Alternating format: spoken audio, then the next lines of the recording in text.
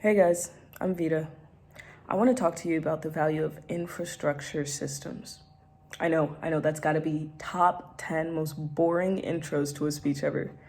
Some of you may be thinking, I'm not an engineer or an architect, so I guess this talk isn't for me. But it's for every one of you, because the kind of infrastructure I'm talking about is the one we've all been building our whole lives inside of ourselves.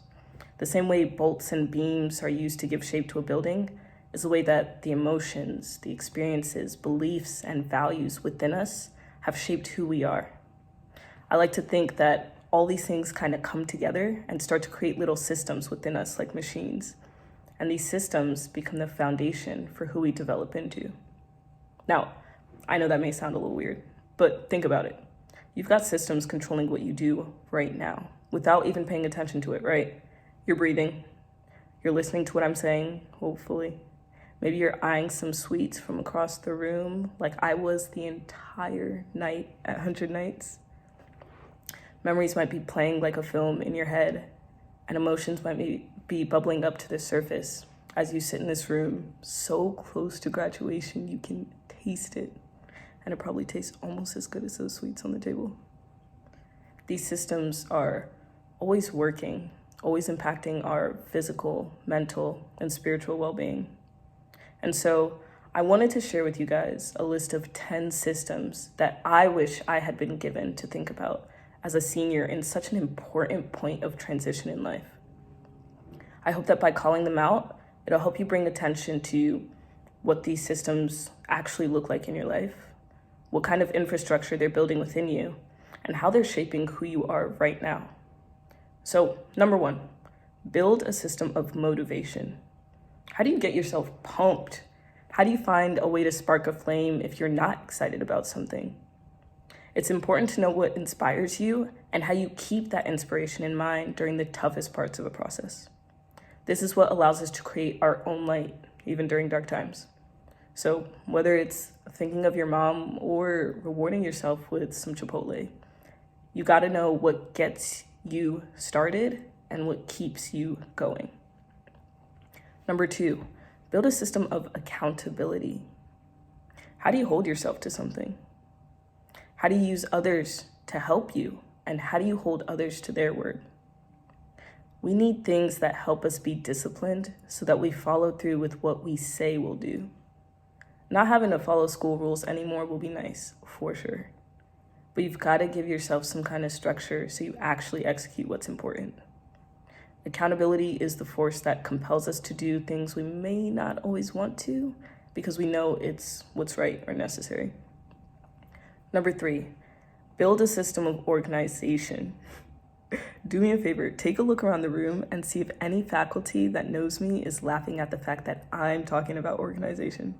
Guys, when I was at Oldfields, my advisor practically had to force me to get a book bag because I left my notebooks everywhere. I found one on the roof of the gym once, true story. But now organization is one of the things I value most. I'm not saying you've got to have files for everything or color code your whole life like I may or may not do. But I've found that clutter in my environment and habits often correlates with feeling like my mind is cluttered. So in my experience, the more I organize what's going on out here, the more I can use my time and resources wisely to pay attention to what's going on in here. 4, understand your system of learning. Maybe by this point, you're feeling pretty done with school. I understand. But remember that school's such a tiny part of learning. Never settle for only learning what's in a textbook.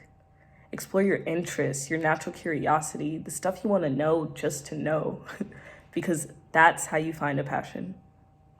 Try to learn different ways through different mediums, different things. Experiment like a mad scientist. And pay attention to what you may unintentionally be learning because of the influence of things like social media, which is filled with stuff that quickly grabs and holds our attention without us even noticing. Number 5, be aware of your system of response. It's important to pick your battles and know what kind of situations deserve what kind of response. For me, realizing the difference between having a reaction and choosing a response was a serious game changer. For example, if you're driving and someone cuts you off, it's natural to have an angry reaction, right? But after that, you get to choose whether your response is to use some nasty words or special fingers, or if you decide to let it go because you know you're actually harming yourself by holding on to anger or otherwise negative feelings inside of you. Choosing your response means choosing what deserves your time and energy. And trust me, you don't want to waste it on bad drivers. Next, as a sort of follow-up system to the last one, build a system of healing and recovery. We've all had to respond to tough situations more serious than just a bad driver. So you know how important it is to be able to bounce back and not feel stuck in a low place. Understand what makes you feel grounded and calm, what makes you feel at peace. And know what kind of people and places you need to be around or avoid in order to take care of yourself. 7, build a system of finance. This coming from the girl who used to spend her weekly allowance on extra spicy ramen noodles every week. No matter what your socioeconomic status is, I think learning how to manage money not only helps you stay organized and disciplined, but also helps you feel grateful for the things you may overlook when you're not paying attention to what you spend your money on. 8, have a system of reflection. The past is meant to learn from, not dwell on. Whether it's a good or bad memory, we gotta find a way to look back on things that have happened with the intention of drawing lessons from it, not to just relive it. I believe everything we've ever experienced in life has something to teach us.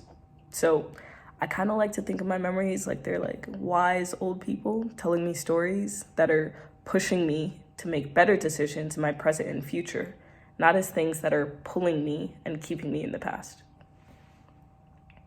9, a system of identity.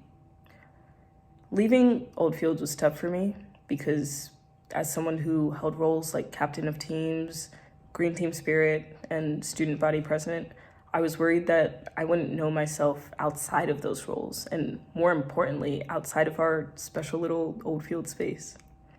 What helped me was to remember that who I am isn't dependent on what titles I have or what society expects of me. In fact, I made a list of 6 identity questions that I ask myself every week and want to ask you all right now. Who do you care for? Show it. What betters you? Do it. What bothers you? Address it. What do you fear? Challenge it. What do you believe in? Know it. And what do you value? Embody it. I always feel like as long as I know the answers to those, then I know who I am, and any titles or expectations come second to that. Finally, number 10, a system of connection.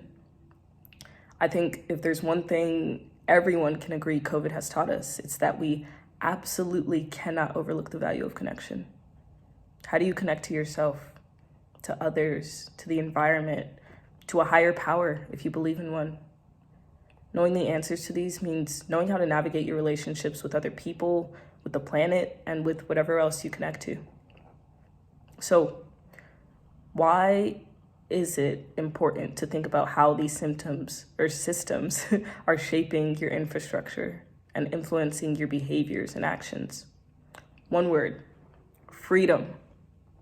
One of the most exciting things about leaving high school is the idea of finally having more freedom to do what you want, how you want to do it, right? But what does freedom really mean? I believe that freedom isn't found in having no limits whatsoever, but rather freedom is found in being able to set your own limits. Take math, for example. Is Miss Isaacs in the room? She can testify that by my senior year, I was ready to burn my TI-89. My high school self would have said that freedom is never, ever doing math again. But when I got to university, I felt like freedom was only doing math when it related to my area of study.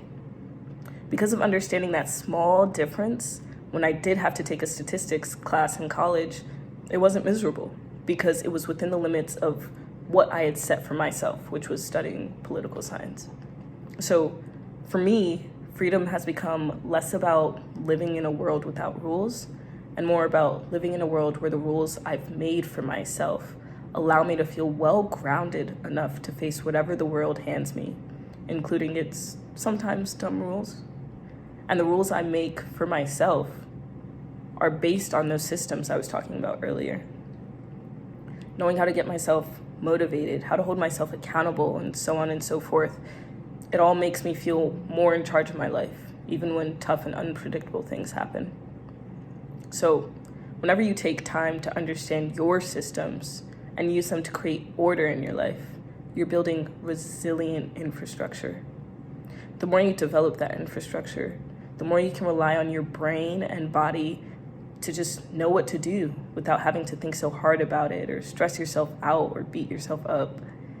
And the more you can trust your mind and body to just do what feels right to you, the more you can move boldly and freely throughout the world and be ready to ride whatever wave life sends your way. And what a ride the Oldfields experience is, huh? It's hard to describe, but something about the OS experience is powerful. It's the reason I don't know you guys, I can't even see you guys, and still want so badly for all of you to succeed. So, if I can leave you with one major takeaway, it's this. Understand that even if you're not an engineer or an architect, you have spent quite a lot of time building. Maybe you've built awareness, courage, relationships, empathy, understanding, and because I know not everything is sunshine and rainbows, I'm sure you've built some tough skin by dealing with the pressures of high school and life in general. Unlike constructing an actual building, our process of building is not linear or one perfect path. So take a second to actually think about what's knocked you down along the way, when you had to start over and build up again, what you've accomplished, and what still needs some work. Think about all the memories, all the lessons, the challenges, the expectations, and the excitement. Because just like infrastructure, they are what has built us up and what keeps holding us together. Commit to continuously developing your systems, and they'll hold you and what matters for a long time, like the people and experiences you've come across at Oldfields. Congrats, y'all. You've got this.